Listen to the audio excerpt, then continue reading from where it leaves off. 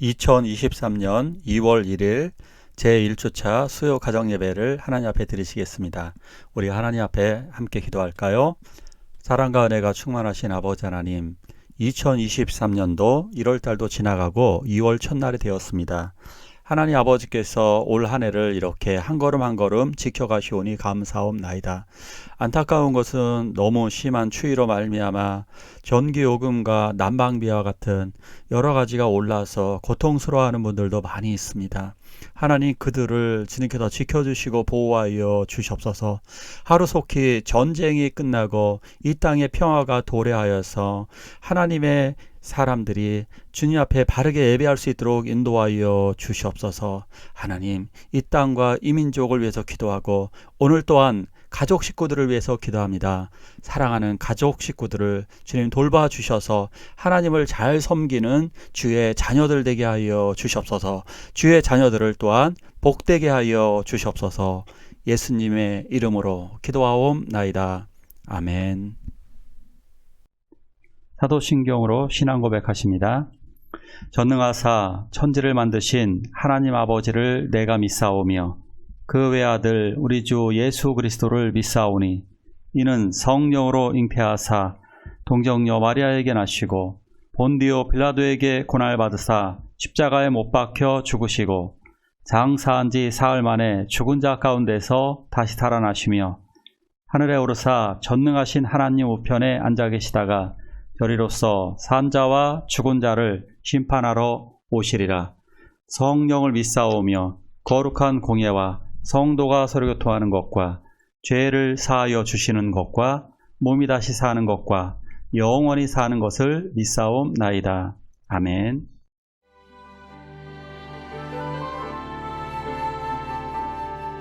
수많은 무리들 줄지어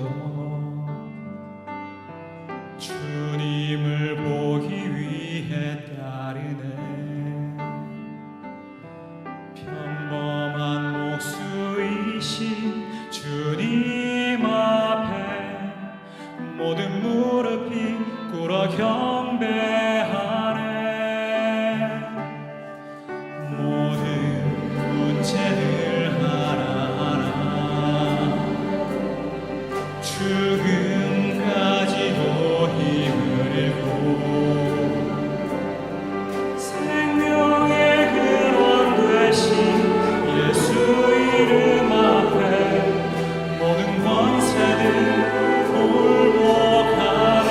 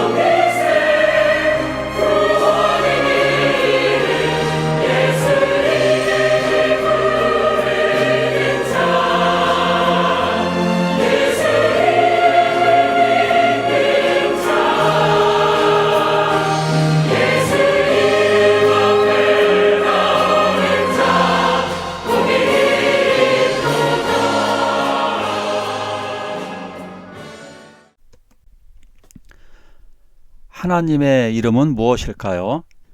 하나님께서는 시내산에 강림하셨습니다. 그리고 하나님께서는 모세를 통해 십계명을 주셨습니다. 자, 십계명이라고 하는 이 돌판이죠. 이 십계명이라고 하는 것은 헌법이라고 이야기할 수 있습니다. 모든 나라들은 헌법을 가지고 있습니다. 예를 들어서 대한민국은 민주공화국이다. 이것이 1조 1항이죠. 헌법 1조 1항처럼 이렇게 십계명은 절대적인 헌법으로서 꼭 지켜야만 하는 것입니다.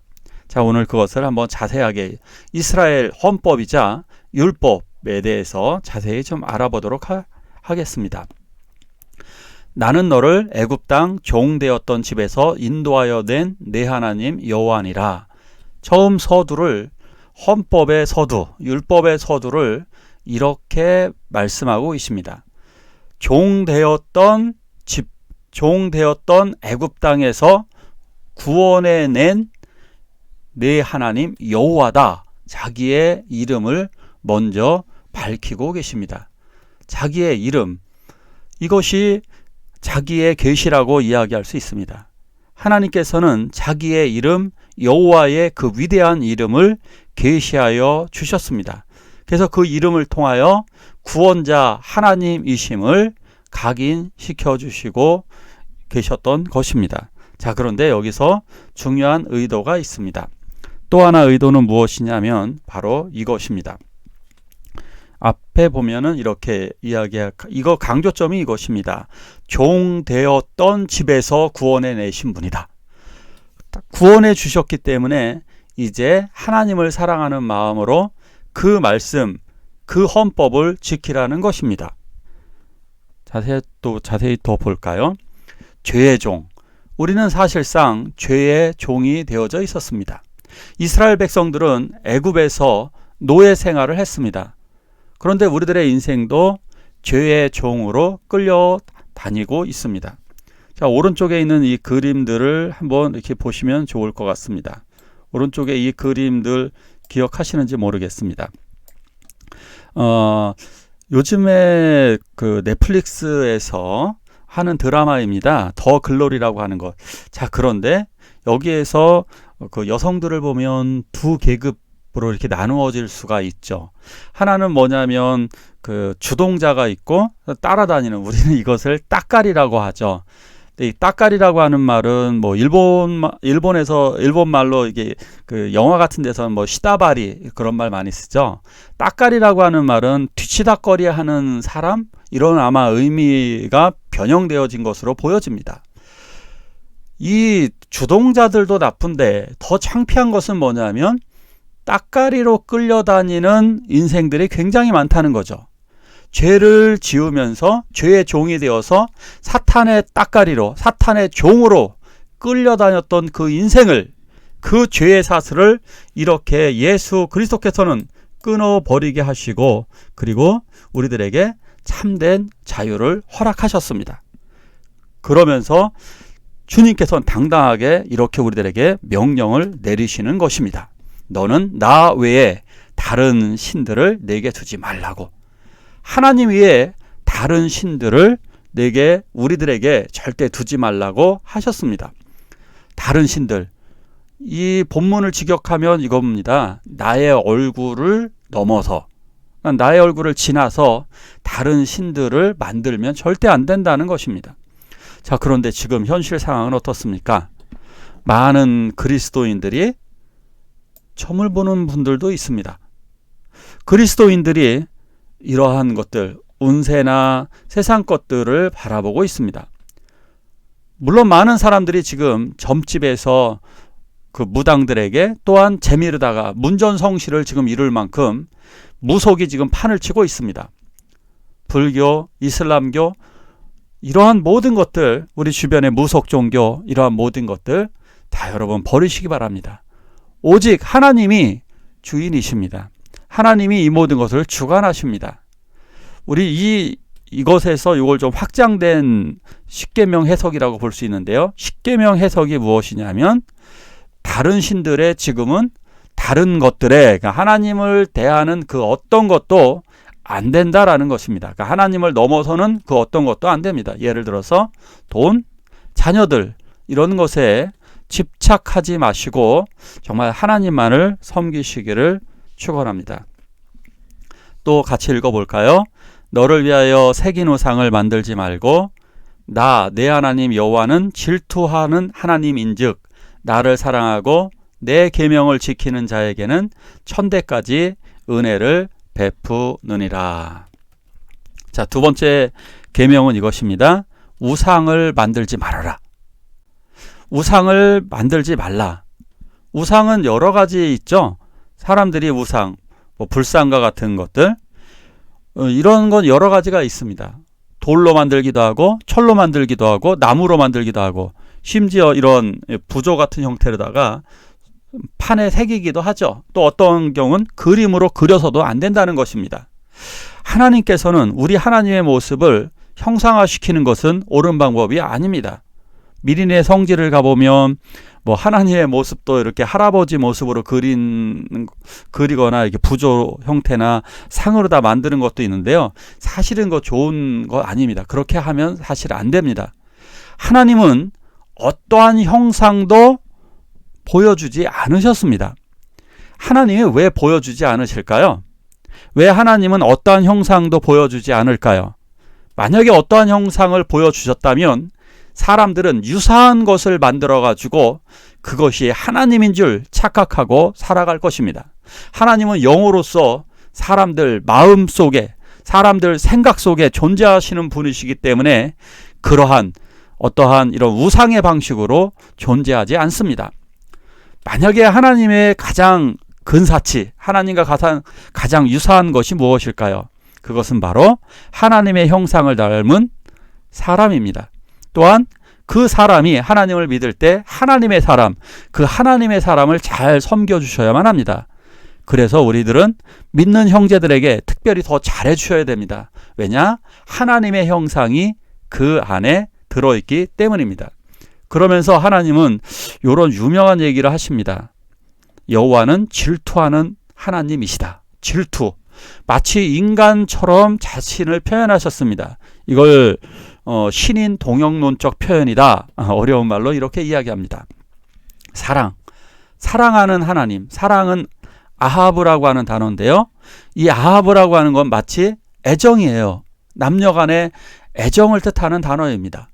이렇게 하나님은 그 애정, 남녀 간의 그 뜨거운 사랑을 넘어서는 그 다른 사람, 그 다른 삼자의 어떠한 그런 것을 개입을 불허하시는 하나님입니다. 얼마나 사랑하실까요? 이렇게 애인처럼 표현하는 거죠. 애인은 딱 정말 사랑하는 애인은 하나입니다. 그 사랑하는 그 사람을 넘어설 수가 없다는 겁니다. 그래서 주님은 우리들을 표현하시기를 연인처럼 사랑하는 신부처럼 그렇게 표현을 해주셨습니다. 그래서 그 질투하는 하나님이신 그 정도 뜨거운 사랑을 보여주시기 위해서 예수님은 이 세상에 인간의 몸을 입고 사람이 되셔서 또한 자기 사랑을 보여주시기 위해서 십자가의 사랑을 통해서 그 놀라운 사랑을 보여주셨습니다. 그런데 그 하나님의 사랑을 버리고 하나님을 배반하는 사람들에게는 하나님은 분노하십니다. 그러나 하나님을 사랑하는 사람들에게는 천대까지 놀라운 은혜를 베푸십니다. 천대까지 베푼다는 것은 영원토록 베푸신다라고 하는 것에 대한 상징적인 표현인 것입니다. 같이 또 읽을까요? 너는 내 하나님 여호와의 이름을 망령되게 부르지 말라. 여호와는 그의 이름을 망령되게 부르는 자를 죄 없다 하지 아니하리라. 자, 이제 이름에 관한 중요한 방법, 이름을 어떻게 부를 것인가? 이름의 의미는 굉장히 중요한 거죠. 하나님이 아담과 이브를 창조하신 후 제일 먼저 시키신 것이 무엇이냐? 제일 먼저 또한 아담과 이브가 한 것이 무엇이냐?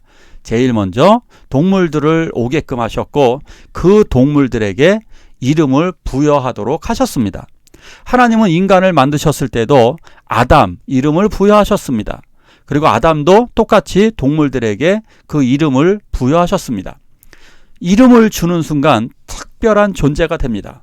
우리들의 자녀들이 특별한 이유는 무엇이냐면 부모들이 그들에게 이름을 부여했기 때문입니다. 그러하기 때문에 하나님의 이름을 망령되게 함부로 부르면 안 됩니다. 하나님의 이름을 함부로 부르는, 예를 들어서 이런 것도 절대 안 됩니다. 욕을 할 때 갓댐, 지저스 크라이스트 이런 식으로 하는 그러한 것들 정말 안 됩니다. 장난식으로 부르는 하나님의 이름도 안 됩니다. 그렇게 부르시는 것은 정말 하나님을 모독하는 것이라고 말씀드릴 수 있습니다. 그러니까 이런 말도 하지 마십시오. 오 마이 갓 이런 거 있잖아요. 이런 거 절대 하지 마시기 바랍니다. 자, 하나님의 이름은 무엇일까? 오늘 계시해 주셨습니다. 여호와. 나는 너를 인도하여 낸 여호와라고 분명히 자기의 이름을 가르쳐 주셨습니다. 이 이름은 함부로 부를 수 없습니다. 그러기에 가장 친밀한 또 다른 이름을 우리들에게 주셨습니다. 그 이름은 바로 구원자 예수 그리스도입니다.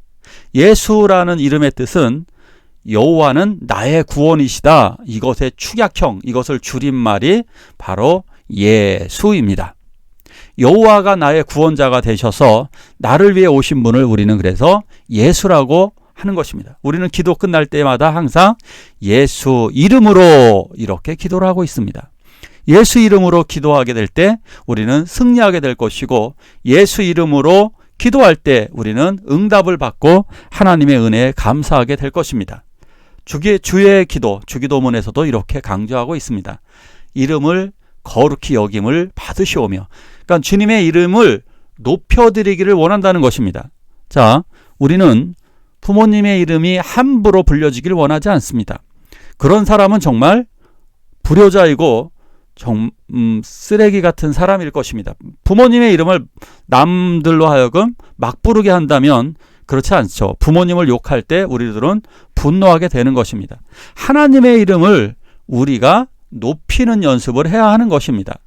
특별한 이 가슴 떨리는 이름, 특별한 이름인 것입니다.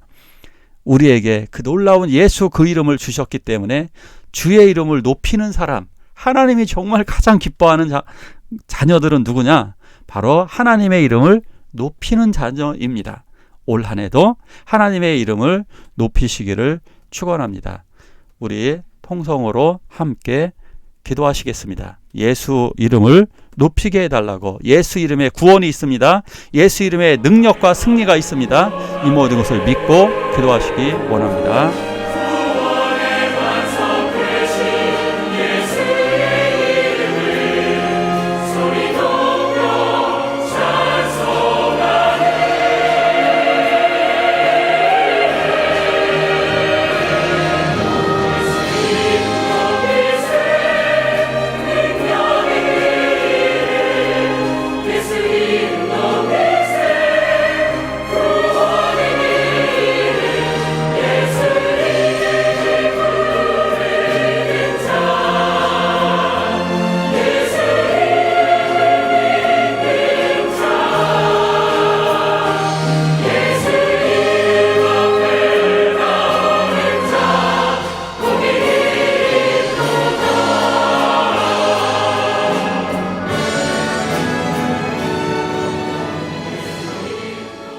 주기도문으로 예배를 마치도록 하겠습니다. 하늘에 계신 우리 아버지여, 이름이 거룩히 여김을 받으시오며 나라가 임하옵시며 뜻이 하늘에서 이룬 것 같이 땅에서도 이루어지이다. 오늘날 우리에게 일용할 양식을 주옵시고 우리가 우리에게 죄지은 자를 사하여 준 것 같이 우리의 죄를 사하여 주옵시고 우리를 시험에 들게 하지 마옵시고 다만 악에서 구하옵소서. 대개 나라와 권세와 영광이 아버지께 영원히 있사옵나이다. 아멘.